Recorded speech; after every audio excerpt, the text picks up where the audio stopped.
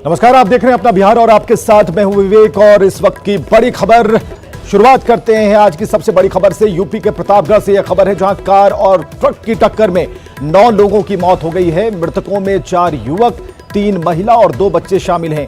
ये सभी स्कॉर्पियो पर सवार होकर राजस्थान से बिहार आ रहे थे। हादसे में कार का चालक गंभीर रूप से घायल है और इसे अस्पताल में भर्ती कराया गया है। और हादसे के बाद की तस्वीरें हम आपको दिखा पा रहे हैं। इन तस्वीरों को आप देखिए और किस तरह की जोरदार टक्कर हुई, आमने सामने की टक्कर हुई, इस बात का अंदाजा लगाया जा सकता है। और बताया जा रहा है इस हादसे के बारे में कि ये बारिश के कारण ड्राइवर को आगे नहीं दिखाई दिया, जिसके कारण संतुलन उसने खोया और इतनी भारी दुर्घटना हो गई।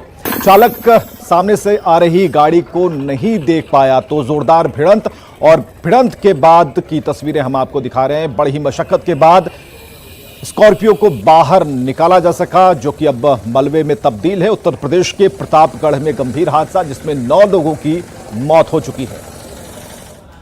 के आसपास की एक भीषण एक्सीडेंट हो गया स्कॉर्पियो और कंटेनर के बीच में। वहां मौके पर तत्काल पुलिस पहुंची। वहां पर जो डेड बॉडीज थी उनको किसी तरह काटकर स्कॉर्पियो से निकाला गया। कुल 9 लोगों की मृत्यु हो चुकी है, जिसमें 4 पुरुष, 3 महिलाएं और 2 बच्चे हैं। स्कॉर्पियो का नंबर हरियाणा का है और कंटेनर का नंबर भी हरियाणा का है।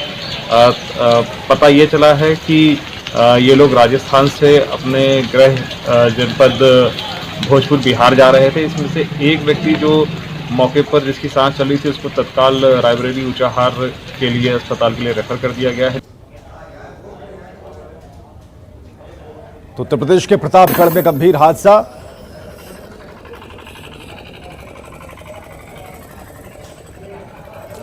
तो 9 लोगों की दर्दनाक मौत हुई है। 4 युवक, 3 महिला और 2 बच्चों की मौत और भीषण टक्कर हुई। और ये डंपर और स्कॉर्पियो की सीधी टक्कर थी। दोनों ही तस्वीरें हम आपको दिखा रहे हैं। और ये वो डंपर है जिसमें सीधे ये स्कॉर्पियो घुस गई, जिसे बाद में स्थानीय लोगों की मदद से, क्रेन की मदद से निकाला जा सका। आप देख सकते हैं इन तस्वीरों में कि जेसीबी मशीन का सहारा लिया गया और ड्राइवर की हालत बेहद नाजुक बताई जा रही है। हालांकि इसमें सवार होकर जो लोग राजस्थान से बिहार लौट रहे थे उन सभी की मौत हो गई है। 9 लोग के मारे जाने की खबर है। राजस्थान से बिहार जा रहे थे सभी लोग और उत्तर प्रदेश के प्रतापगढ़ में ये गंभीर हादसे के शिकार हो गए हैं।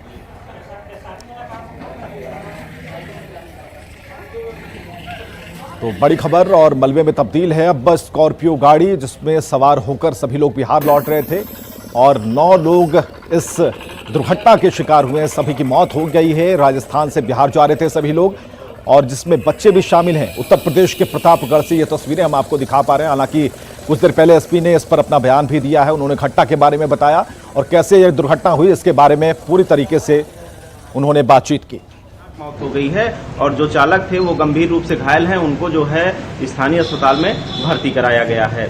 हालांकि जो ट्रक पे खलासी और ड्राइवर मौजूद थे उनको बड़ी मामूली चोटें आई हैं और उनको जो प्राथमिक ट्रीटमेंट कराने के बाद उनको जो है डिस्चार्ज कर दिया गया है। ये सभी लोग जो है राजस्थान से अपने गृह जनपद बिहार भोजपुर जा रहे थे और इसी दौरान प्रतापगढ़ का मौसम कल शाम से ही बेहद खराब है। लगातार जो है रुक रुक कर जो है बारिश हो रही है, तो कहीं ना कहीं मौसम सुहाना था और भोर में जो है ये सभी लोग जो है ट्रैवल कर रहे थे और इसी दौरान जो है ऐसा बताया जा रहा है और इस बात की पुष्टि जो है प्रतापगढ़ के एसपी ने भी की है कि ड्राइवर को जो है नींद आ गई, जिसके चलते वह अनियंत्रित होकर अपनी स्कॉर्पियो कार लेके कंटेनर जो है ट्रक में घुस गया, जिसमें 9 लोग की मौत और एक जो है घायल हो गए हैं। सभी को जो है 3 घंटे रेस्क्यू करने के बाद सभी के 100 को निकाला गया है और 100 को जो है पीएम हाउस जो है लाया जा रहा है। और जो भी उनके परिजन थे बिहार के, उनको फोन पे सूचित किया है। तो कहीं ना कहीं वो लोग भी प्रतापगढ़ के लिए रवाना हो गए हैं और घटना बड़ी है, घटना बड़ी दर्दनाक है। तो कहीं ना कहीं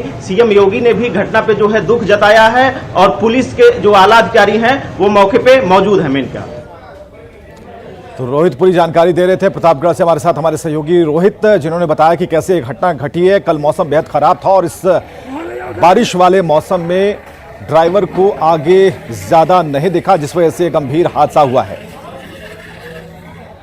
और पूर्णिया से बड़ी खबर है जहां सड़क हादसे में 2 लोगों की मौत हो गई है। बाइक पर सवार ये दोनों युवक थे जो कि अज्ञात वाहन की टक्कर से इनकी मौत हुई है। कटिहार के प्राणपुर के रहने वाले थे दोनों। मरंगा थाने के हरदा में गंभीर हादसा हुआ है। तो पूर्णिया से इस वक्त वक्त बड़ी खबर, जहां बाइक सवार 2 युवकों की मौत हुई है। बताया जा रहा है कि अज्ञात वाहन की टक्कर से गंभीर हादसा हुआ। कटिहार के प्राणपुर के रहने वाले दोनों थे। मरंगा थाने के पास हरदा में यह हादसा हुआ है। और प्रवीण हमारे साथ फोन लाइन पर है। प्रवीण, अपडेट बताएं।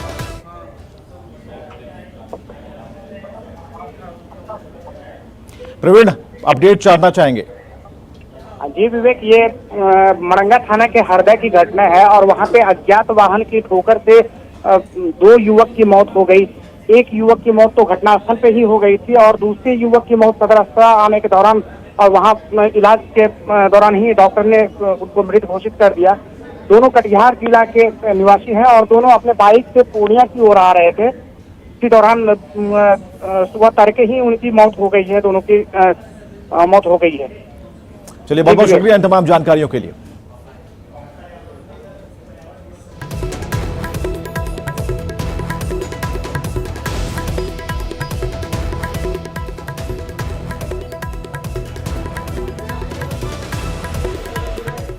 और वैशाली से अगली खबर, जहां की तिसियौता थाना इलाके में छापेमारी करने गई पुलिस टीम पर शराब माफियाओं ने हमला बोल दिया है। इस दौरान तिसियौता थाना अध्यक्ष नित्यानंद प्रसाद समेत 2 एसआई और 7 पुलिसकर्मी घायल हो गए। शराब माफियाओं ने पहले पुलिस टीम पर पथराव किया, फिर लाठी डंडे से हमला बोल दिया। अफरा तफरी मच गई और इस माहौल में फायरिंग भी की गई है, जिसमें एक महिला गोली लगने से घायल हो गई। हालांकि स्पष्ट नहीं हो पाया है कि गोली किस तरफ से चलाई गई। घटना के बाद घायल महिला को सदर अस्पताल में भर्ती कराया गया है। सभी घायल पुलिसकर्मियों को पातेपुर की पीएससी में भर्ती कराया गया और इस घटना के बाद से सभी हमलावर फरार हैं। छापेमारी जारी है। और दरभंगा से खबर, जहां पुलिस को एक बड़ी कामयाबी हाथ लगी है। पुलिस ने छापेमारी कर मुंगेर के हथियार तस्कर बबल टॉन को उर्फ कर्मवीर मिश्रा समेत 6 अपराधियों को गिरफ्तार किया है। बदमाशों के पास से 31 राउंड जिंदा कारतूस बरामद किए गए हैं और पुलिस को यह सूचना थी कि बाहर से आए कुछ अपराधी एक घर में रहकर हथियार की तस्करी कर रहे हैं। इसके बाद पुलिस ने छापेमारी की। 6 अपराधी पकड़े गए, जिसमें कर्मवीर मिश्रा भी शामिल है। कर्मवीर मिश्रा की तलाश कई जिलों की पुलिस को थी और पकड़े जाने से पहले वो एक पिस्टल और 49 कारतूस बेच चुका था। फिलहाल पुलिस पूछताछ के आधार पर जिन लोगों को हथियार बेचे गए उनकी तलाश में जुटी है। 6 लोगों की गिरफ्तारी हुई है घर से और वहाँ पे 31 राउंड लाइव कार्ट्रिजेस जो है उसकी बरामदगी हुई है। पूछताछ में हम लोग को पता चला है कि एक अभियुक्त है जो मेन मास्टरमाइंड था, कर्मवीर मिश्रा, ये मुंगेर जिले का रहने वाला है। ये यहाँ पे एक दिन पहले कुछ गोलियाँ यहाँ पे कुछ लोगों के डिमांड के बेसिस पे लेके आया था और उस पर्टिकुलर घर में बैठ के इसने 2 लोगों को कुछ गोलियाँ दी हैं और बाकी की हम लोग ने वहाँ पे जब्त कर ली है। उधर कैमूर में एक युवक ने शादी करने के लिए ऐसी साजिश रची जिसे सुनकर आप भौचक रह जाएंगे। पूरा मामला देखिए। शादी के लिए सिक्योरिटी गार्ड की शातिर चाल।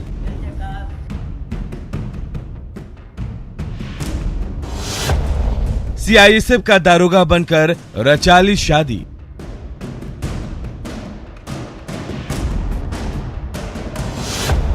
दहेज मिली मोटी रकम। पत्नी ने पहुंचाया जेल।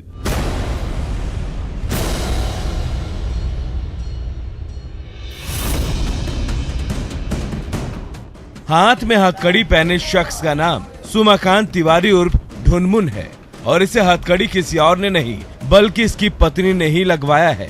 जी हाँ, कैमूर के ओर गांव के रहने वाले सुमाकांत ने कारनामा जो ऐसा किया है जिसे सुनकर आपके होश उड़ जाएंगे। पता चला कि सीआईएसएफ में सब इंस्पेक्टर रैंक पर था।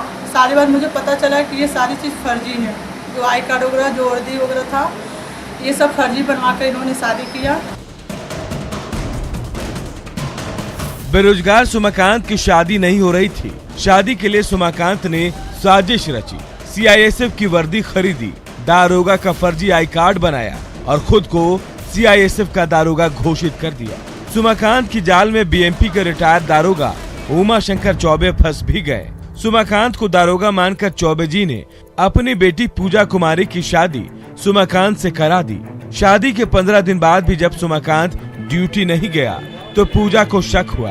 फिर उसने पूछताछ शुरू की। शातिर सुमाकांत ने अपने दोस्त को सीआईएसएफ का अधिकारी बनाकर पूजा से बात भी करा दी, लेकिन काफी दिनों बाद जब पूजा ने दोबारा उस नंबर पर फोन किया तो पता चला कि वो किसी अधिकारी का नंबर नहीं, किसी दुकानदार का नंबर है जो सुमाकांत का दोस्त है।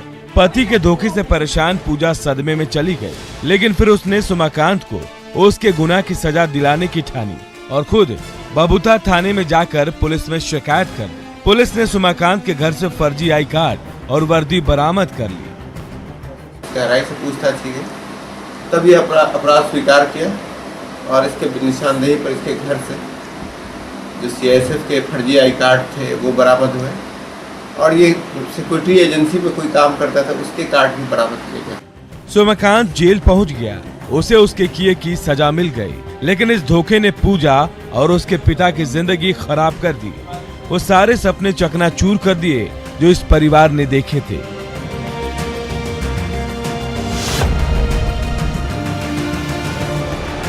न्यूज़ 18 के लिए कैमूर से प्रमोद की रिपोर्ट। और अगली खबर है गोपालगंज से, जहां देर रात तेज हवा के साथ बारिश हो रही है और बारिश की वजह से मौसम सुहाना हो गया। लोगों को भीषण गर्मी से राहत मिली। हालांकि जगह जगह जल जमाव होने से लोग परेशान भी हो रहे हैं। लगातार हो रही बारिश से खेतों में पड़ी सब्जी और तरबूज की फसल को नुकसान पहुंचा है। वहीं धान के बिचड़ों को डालकर जो किसान धान रोपनी के लिए बारिश का इंतजार कर रहे थे, उनके लिए बारिश वरदान साबित हुई है। इधर पूर्णिया और उसके आसपास के इलाकों में आज सुबह से ही मौसम का मिजाज बदला हुआ है। जगह जगह बारिश हो रही है। बारिश की वजह से मक्के की फसल और धान की खलिहानी पर असर पड़ने की आशंका है।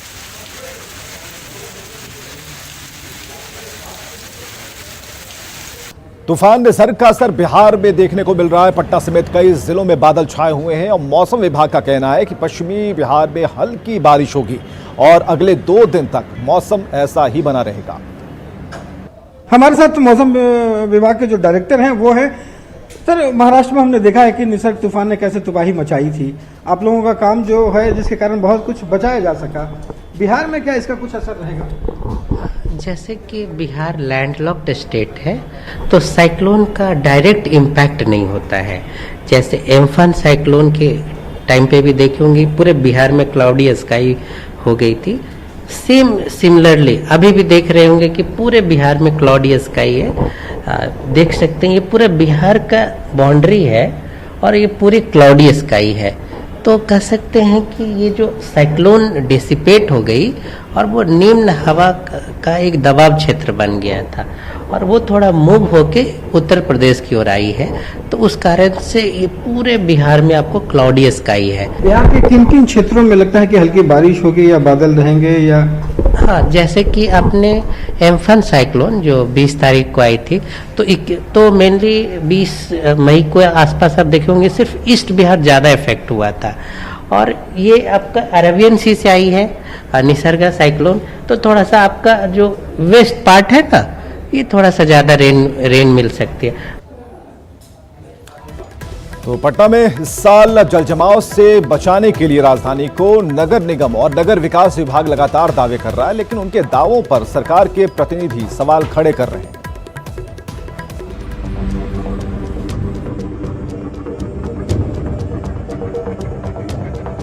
पिछले साल बारिश ने पटना का जो हाल किया वो मंजर आज भी लोगों को डरा रहा है। नगर निगम के साथ नगर विकास विभाग समय से तैयारी पूरी करने का दावा कर रहा है, लेकिन निगम के दावे पर सरकार के अपने जनप्रतिनिधि सवाल खड़े कर रहे हैं। शायद यही वजह है कि पाटलिपुत्र के बीजेपी सांसद राम कृपाल यादव ने सीएम को खत लिखकर इस मामले में हो रही देरी पर समीक्षा बैठक करने की मांग की है।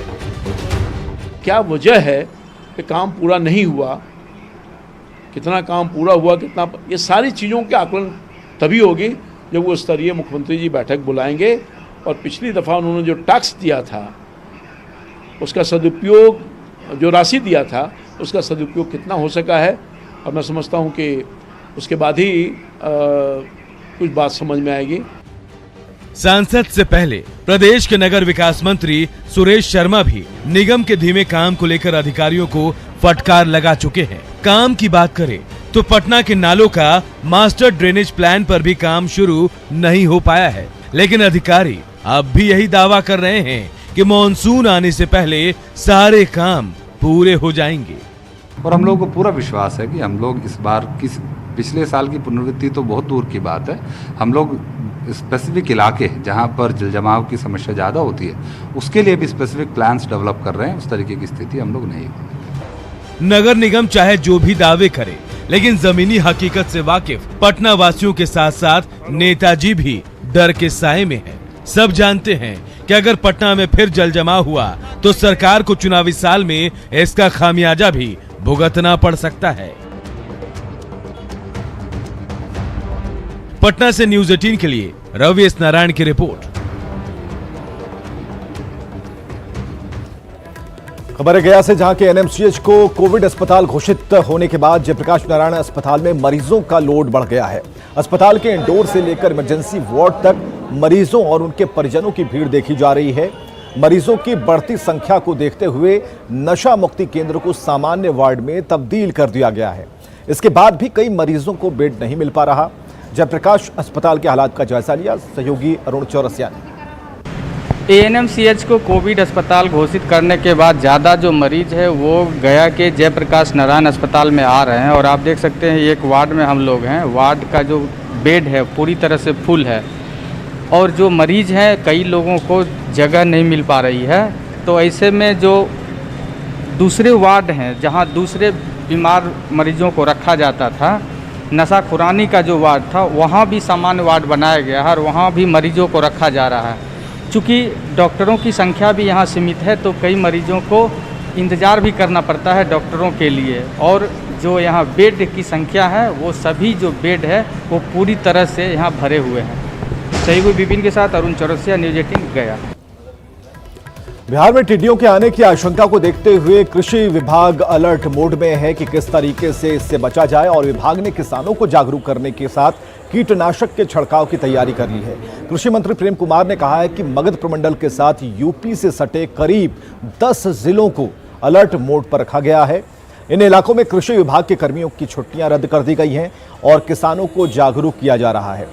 हम आपको बताएं कि टिड्डियों का जो समूह है लाखों करोड़ों की संख्या के साथ चलता है और जिस इलाके में रुकता है वहां की फसल को नष्ट कर देता है। इसका प्रभाव अभी मध्य प्रदेश और उत्तर प्रदेश के साथ कई राज्यों में दिख रहा है। को रोकने के लिए हम लोग किसान को अवेयर कर रहे हैं, जागरूक कर रहे हैं, अपने डिपार्टमेंट को तैयार किए हुए हैं, दवा का प्रबंध कर लिए हैं। और जो सीमावर्ती जिला उत्तर प्रदेश का जहाँ से प्रवेश होने की संभावना है वहाँ भी उन जिलों में 10 जिलों में हम लोगों ने अपने अधिकारियों को तैनात किया है। अधिकारियों को छुट्टी भी रद्द करने का काम किया है। तो पूरी तरह से विभाग सतर्क है कि टिड्डी के हमले से बिहार को कोई नुकसान न हो। ईश्वर करे कैसा न बताए आए भी यदि तो कृषि विभाग मुकाबले के लिए तैयार है। तो टिड्डियों के अटैक को लेकर रोहतास जिले के किसान भी अलर्ट पर हैं। यहाँ कहीं कहीं खेतों में टिड्डियों ने फसल को नुकसान पहुंचाना शुरू कर दिया है। किसान टिड्डियों को अपने उपलब्ध साधनों से उड़ाने की कोशिश कर रहे हैं। टिड्डा का उतना प्रकोप नहीं है लेकिन कुछ टिड्डा इधर भी दिखाई दे रहे हैं, जिसके चलते हम लोग बहुत डरे हुए हैं कि अगर जिस तरह का टिड्डा अगर आक्रमण हो जाएगा तो हम लोग का फसल बर्बाद हो जाएगा। इसलिए अभी से हम लोग छिड़काव कर रहे हैं और सशंकित हैं कि जो टिड्डा का आक्रमण चला है उधर से अगर पहुंच जाएगा तो हम लोग का धान का बिस्सा डालने का टाइम है, सब बिस्सा चढ़ कर जाएगा। जो इस समय हरा भरा पौधा इस सबको चढ़ कर जाएगा, जिसके चलते हम सशंकित हैं और हम लोग तैयारी में लगे हुए हैं। चलिए खबरों में आगे बढ़ते हैं। किसी अच्छे काम को पूरा करने के लिए जरूरी है कि हमारा प्रयास बेहतर हो। कुछ ऐसा ही कर दिखाया छपरा के युवाओं की टोली ने। ऐसे में युवाओं के इस प्रयास की सराहना भी हो रही है। गर्मियों में तापमान बढ़ने के साथ ही चिड़ियों के लिए दाना और पानी की समस्या भी बढ़ जाती है। ऐसे में छपरा के मौना इलाके की रहने वाली युवाओं की टोली सुबह होने के साथ ही चिड़ियों के लिए आशियाना बनाने निकल पड़ती है। युवाओं की ये टोली ऐसी जगहों की खोज करती है जहां चिड़िया को दाना और पानी तलाशने में आसानी हो। ये युवा चिड़ियों के लिए टीन का आशियाना बनाने के साथ ही उनके लिए दाना और पानी की व्यवस्था भी करते हैं। हम लोगों ने ये सोचा कि बना के शहर के हर एक जगह इसको लगाया जाए। पशु पक्षियों के लिए इस तपिश भरी गर्मी में उनके पानी और दाने पानी की व्यवस्था हम लोगों ने सोची की जाए। हम सभी भाइयों के सहयोग से ये सब हो पा रहा है। हम लोगों ने देखा कि इस लॉकडाउन में इंसान के साथ साथ जानवरों को, पक्षियों को बहुत तरह की दिक्कतें नजर आई। अभी पूरे छपरा में 100+ में हम लोग लगा चुके हैं और प्रतिदिन 15-20 लगाते हैं। ये काम हम लोग कंटिन्यू 5-6 दिन से भी फिलहाल चल रहा है। चिड़ियों के लिए अब तक ये युवा 150 से अधिक टीन का घोंसला बना चुके हैं। दाना और पानी की व्यवस्था का जिम्मा भी इन युवाओं का ही है। हालांकि इस पहल में अब स्थानीय लोग भी इनकी मदद कर रहे हैं। हमारे सभी मित्रों के सहयोग से प्रतिदिन सुबह में एक विजिट करते हैं लोग, जाकर के जहाँ कहीं पानी या दाना खत्म हो जो है तो वहाँ पे हम लोगों ने फिर से उस ले जा करके वहाँ पे चावल या फिर अनाज जो भी हो, या फिर वहाँ के अगर जो निवासी हैं उनसे मूल रूप से हम बोल देते हैं कि भैया अगर आप देख सकते हो तो देख लेना, थोड़ी सी हेल्प हमारी भी हो जाएगी। बहरहाल कोरोना बंदी में चिड़ियों के लिए देवदूत बनकर सामने आए ये युवा न सिर्फ चिड़ियों को नया जीवन दे रहे हैं, बल्कि समाज में एक अच्छा संदेश भी देने का काम किया है। न्यूज़ 18 भी युवाओं के इस जज्बे को सलाम करता है। न्यूज़ 18 के लिए छपरा से संतोष गुप्ता की रिपोर्ट। जियो में निवेश करने के लिए विदेशी निवेशकों की लाइन लग गई है। इस बार अबू धाबी के सरकारी फंड की कंपनी मुबादला इन्वेस्टमेंट ने जियो में 9,093 करोड़ 30 लाख का इन्वेस्टमेंट किया है। इस इन्वेस्टमेंट से मुबादला इन्वेस्टमेंट को जियो की 1.85% हिस्सेदारी मिलेगी। और आपको बताएं कि जियो में 6 हफ्ते में यह छठा बड़ा निवेश है। 6 हफ्तों में जियो में 87,655 करोड़ 35 लाख का विदेशी निवेश हुआ है। इससे पहले KKR, Facebook, silver lake, Vista equity और जनरल अटलांटिक ने जियो में निवेश किया है।